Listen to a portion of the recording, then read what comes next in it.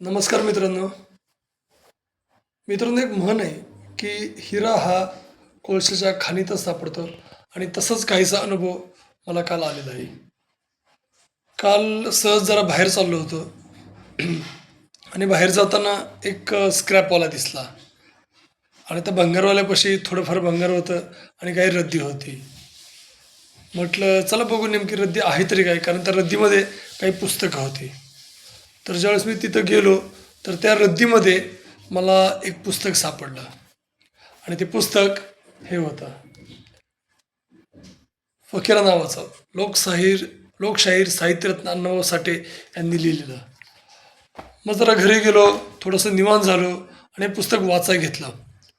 तर मित्रांनो, खोटं बोलत नाही, ज्यावेळेस पुस्तक वाचायला लागलो ना, तर त्यातलं प्रत्येक पात्र, प्रत्येक घटना जो त्या पुस्तकामध्ये लिहिलेलं आहे ते आपल्या आजूबाजूला घडतंय आणि ते घडत असताना आपण तिथे उभा आहे हा अनुभव फील होत होता.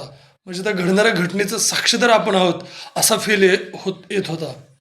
म्हणजे विचार करा ते पुस्तक कसं असेल. तुम्हाला सर्वांना एक पिक्चर माहिती आहे जो आपण सर्वांनी पाहिला होता, भरत जाधव आणि सिद्धार्थ जाधव यांचा. खूप फेमस गाणे, कोंबडी पळाली टंगडी धरून लंगडी घालायला लागली. तोच तो जत्रा नावाचा. आणि त्या जत्रा पिक्चरमध्ये एक पहिलाच सीन आहे की एक असा पूजेचा नारळ असतो आणि भरत जाधवचा डबल रोल दाखवलेला आहे.